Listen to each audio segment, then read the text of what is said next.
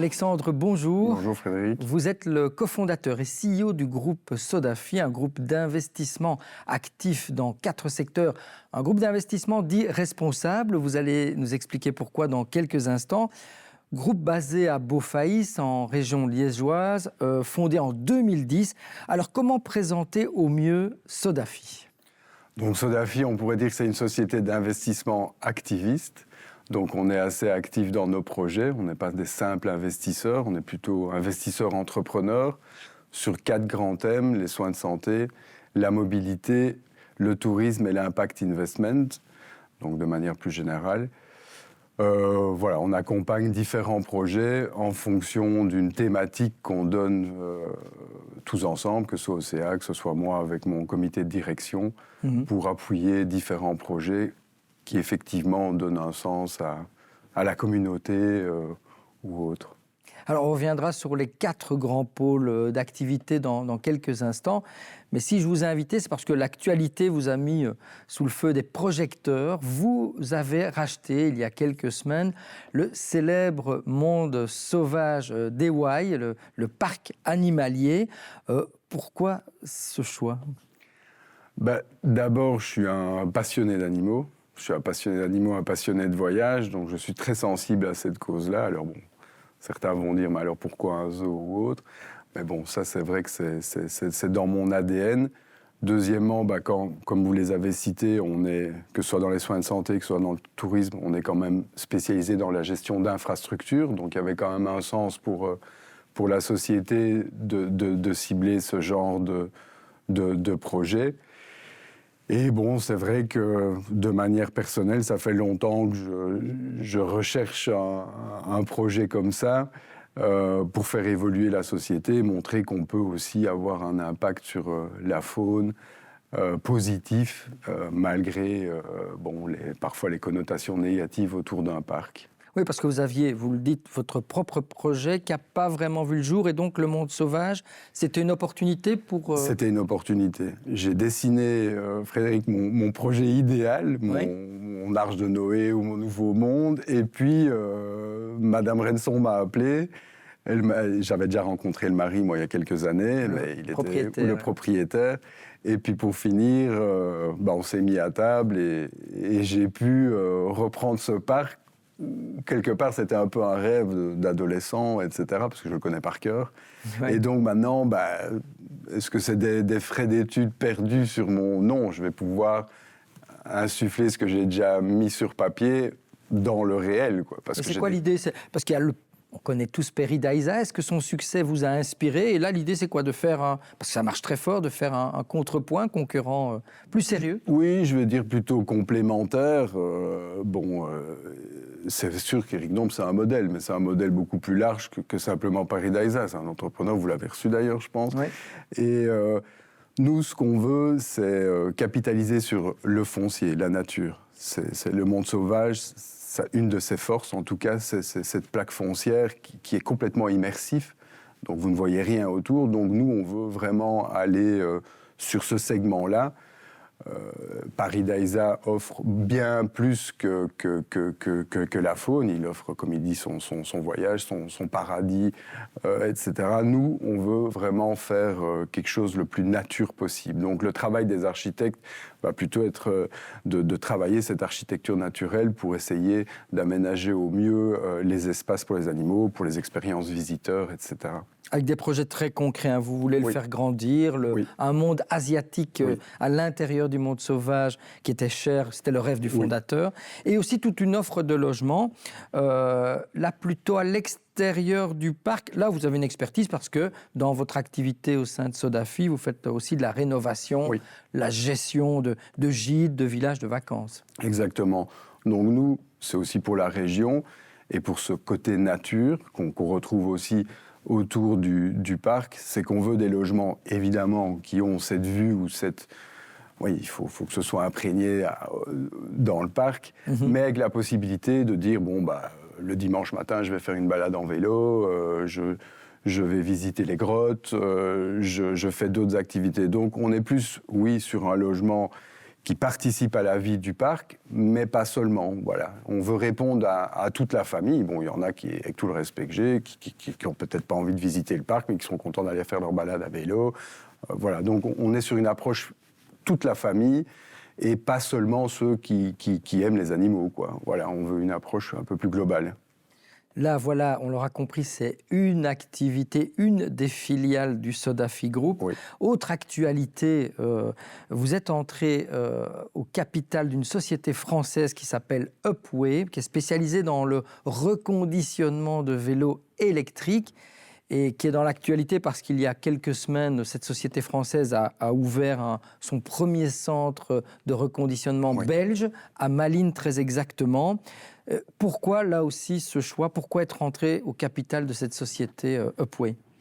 En fait, Frédéric, quand vous mettez une thématique comme la mobilité électrique, alors quand on sait, en 2012-2013, tout est encore faisable, on peut encore rêver de faire une hypercar soi-même, mais moi, à mon niveau seul, je n'ai pas les budgets de Mercedes. Maintenant, l'électrique est devenu un enjeu industriel, voire une révolution. Donc il faut se réinventer dans notre business unit. Je ne vais pas lever des milliards pour créer une nouvelle voiture électrique. Donc on cherche des thématiques de niche. Tout comme on l'a fait pour Spark en Formula E quand on a rencontré Frédéric Vasseur. Ici, Toussaint et Stéphane, les deux fondateurs et co-CEO d'Upway, voilà, on a eu cette évolution, vous l'avez vu, cet engouement vers le vélo électrique et encore, le Covid l'a accentué. Est-ce que nous, on allait encore aller développer des nouvelles marques, alors qu'on sait qu'il y a un problème de stock? Donc, cette idée de trouver des solutions de niche abordables pour nous financièrement, nous permet de continuer notre croissance dans cette business unit. Donc, le reconditionnement de vélo, c'était pour nous une opportunité à saisir immédiatement. Donc et la qualité du management aussi. Alors, vous l'avez évoqué à demi-mot, cette voiture électrique, parce qu'au sein de cette filiale, donc SoMove, où vous êtes présent dans Upway, vous avez aussi une autre activité dédiée aux voitures, et notamment au fameux championnat Formula IE, électrique, pour concurrencer la F1. Et là, Sodafi est entré en 2014 au capital de Spark Racing Technology. Vous pouvez nous en dire plus? C'est quoi Spark? Donc Spark, donc en 2012-2013, rapidement, je souhaite trouver le projet pour l'électrique. Donc la thématique, c'était l'électrique. Bon, alors là, vous voyez tout, des ingénieurs qui créent des voitures, des choses. Et je rencontre Alejandro Agag qui monte un championnat. Donc Alejandro était un acteur de la Formule 1, notamment dans la gestion des droits TV espagnols, et crée ce championnat de Formule 1 électrique dans les villes. Nous, comme vous l'avez cité dans mes pôles, je n'ai pas de pôle événementiel. Et ce jour-là, je le rencontre et Frédéric Vasseur est là et dit moi, je vais soumissionner ce championnat pour fournir l'entièreté des véhicules. Et donc, Fred et moi, on est partis ensemble. Sodafi a pris 25% de son capital, donc c'était quand même une participation significative et on a été très actifs. Et donc, on a créé d'abord ce premier prototype qui a circulé partout dans le monde parce que le promoteur devait aller vendre ses licences. Et puis, on a basculé vers 42 voitures. Donc, on était encore un peu artisan. Il fallait toute une chaîne de production, la batterie là. Et puis, on a renouvelé notre exclusivité, qu'on a encore renouvelée. C'est la 3e génération de Formula E, donc la 3e génération de Spark qui roule actuellement pour le championnat. Et puis, tout comme dans l'industrie automobile, le sport auto a dû aussi s'adapter. Donc maintenant, on fournit Extreme qui sont des SUV électriques. On vient de gagner Extreme H, donc ce seront des SUV à l'hydrogène, toujours dans la course. On fait du prototypage, on fait des vélos. Donc Spark, une société qui a été créée pour répondre aux soumissions de la FIA, est devenue une petite société de niche. Et comme si vous n'en aviez pas encore assez avec la Formula E, avec les vélos Upway, avec le monde sauvage des Y, là c'est que 2 pôles d'activité. Il y a encore 2 autres pôles, SoCare, SoInvest. Rapidement, quelles activités vous avez le temps de faire?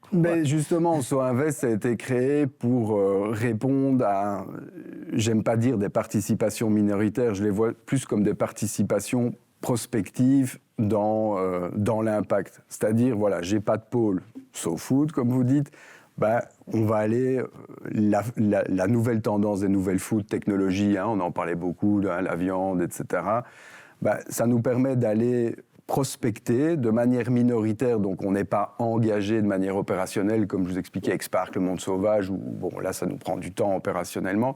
Là on va, on est dans Nutri Impact, on est dans les probiotiques, on est dans les biotechnologies, ça nous permet d'aller dénicher des nouveaux thèmes sans y être engagé trop de manière opérationnelle ou financière.